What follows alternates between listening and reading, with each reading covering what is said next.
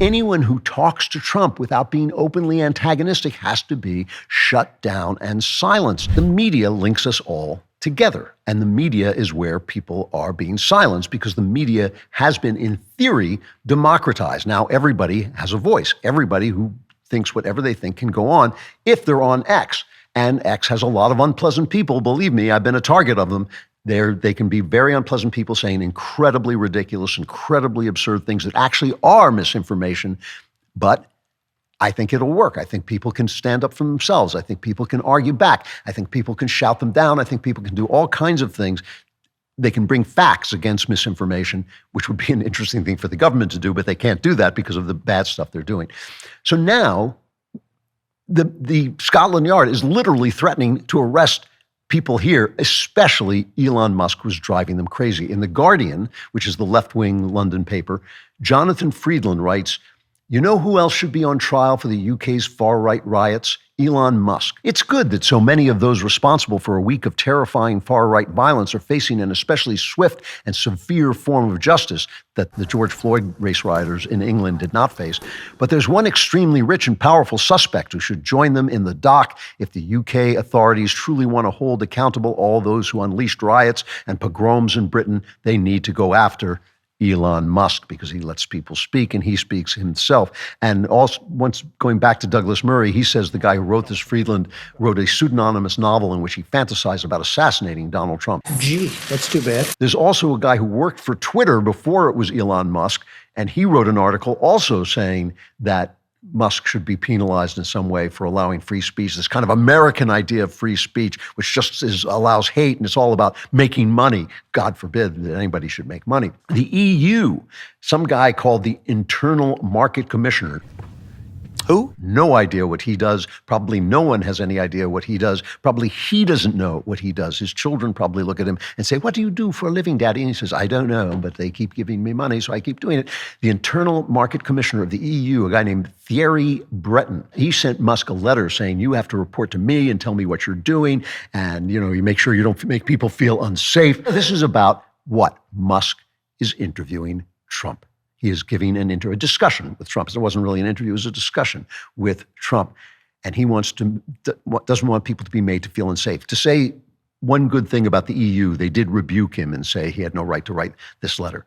But is this coming to America? You bet it is. You bet it is. Why? Because we're dealing with a bunch of highly paid journalists, and even if they're not highly paid, they're highly respected. They are elites. They're in an elite society. They all have got big educations, Ivy League educations. They all know each other. They all deal with each other, and they don't know us. Local news has utterly collapsed, which is a really big topic that I'm not going to talk about today, but it means that a lot of these guys who are reporting have never done reporting before. They've never been on the streets. They don't know Americans. So the media is made up of elites. Here is Musk is interviewing Trump on X. What a horrible, horrible thing. This is the candidate for president. This is the Republican Party's candidate for president. So Elon Musk is talking to him. No one is talking to Kamala Harris, right? No one is talking to him. So they say, well, these are softball questions he's asking Trump. You are asking no questions of Kamala Harris. Washington Post, Cleve Weston Jr. is at a White House press conference and says this to Karine Jean identity hire. Elon Musk is slated to interview Donald Trump tonight on X. I don't know if the president is going to tune in. Feel free to say if he is or not. But I think that misinformation on Twitter is not just a campaign issue. It's a America issue. What role does the White House or the president have in sort of stopping that, or stopping the spread of that, or sort of intervening in that? Some of that was about campaign misinformation, but it's a wider thing, right?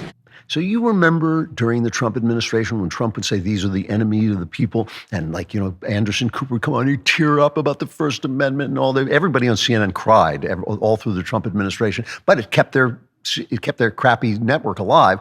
They would come on and say, "Oh, the First Amendment, we speak truth to power, the First Amendment." Elon Musk wants to talk to Donald Trump online, and he's asking the White House what they're going to do about it, because they do not know anybody who votes for Donald Trump. They've never talked to him. They've never eaten dinner with them. They don't know who they are. They don't know what they're thinking. They just assume that the motives that they impugn them with are the motives that they actually have. Now, we all do this sometimes. We'll say, the left is just trying to, gain power, when a lot of times the left has, I think, kidded themselves into thinking that they're fighting for the underdog. I mean, you sit there and think, who could say defund the police and care about poor black people? No one. Everybody knows what's going to happen if you do that. So many black people are being murdered by black criminals. How could you do it? But they don't know. They're living in this structure that is an elite structure of the imagination, and they live in that, and they think, this is the right thing to do.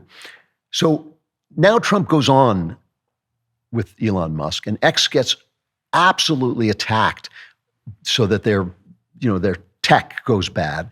And this happened, of course, to DeSantis when he started out, and everybody's laughing about it, everybody's making fun of it. But it's an attack on this platform to try and keep Donald Trump from speaking. And at one point, they're talking about unions and workers getting out of control, and Trump praises what Elon Musk did when the people, I think he's talking about SpaceX, when the people at SpaceX were protesting, were walking out, and Trump talks about this. Cut 9. Well, you're the greatest cutter. I mean, I look at what you do. You walk in and you just say, you want to quit? They go on strike. I won't mention the name of the company, but they go on strike and you say, that's okay. You're all gone. You're all gone. So every one of you is gone, and you are the greatest. You would be very good. All right. So he's praising Elon Musk for being tough. So, okay, you're a union. There's nothing wrong with coming on saying, I hate you, Donald Trump, for saying that. Donald Trump, you stink for saying that. Nothing wrong with that. The UAW, the United Auto Workers, take time off from making crappy American cars to file a federal labor charge against him. Here is the head of the UAW, Sean Fain. Look, because this is the problem in America right now. The rich keep getting richer at the expense of the working class. And people like Donald Trump and Elon Musk, they sneer at labor law, but they don't care about labor law, because they don't care about working class people. They believe in buying off the system and buying off politicians and being able to have their way with people. And, look, employers need to be held accountable in this country when they break the law. It is a federal right of workers to go on strike, and they cannot be fired for that. But, people like Donald Trump and Elon Musk, they laugh about firing people. So, in other words, it is a federal law that, people have to be allowed to strike. But it's not a federal law for you not to laugh at them and not to say that shouldn't be a federal law. He wants to get him for laughing about it. And again, he has every right to endorse Kamala Harris. The UAW has endorsed Kamala Harris. However, many auto workers are forming an Auto Workers for Trump division. So that's, who knows whether that's just the leadership or not. And this is all because of an interview, a conversation with a presidential candidate. So not only is Kamala Harris too much of a scared little girl to do an interview unscripted with somebody who might challenge her, but anyone who talks to Trump without being openly antagonistic has to be shut down and silenced. This is the idea, to make you angry, to turn you into who they already think they are, because the more silence, the more your voice is silenced. Donald Trump is speaking for a lot of people in this country, and it's not the people who read the New York Times, obviously, who are 91% Democrats and go to Ivy League schools, just like the people who write the New York Times. Donald Trump is speaking for other people, and they're the ones who have to be silenced because they're not part of the gang. They are doing everything they can to silence the peasants, so that the elite agenda can march on. And that really is bad news. For more Klavan-y magnificence, like and subscribe. And please subscribe to The Andrew Klavan Show, wherever you get your podcasts.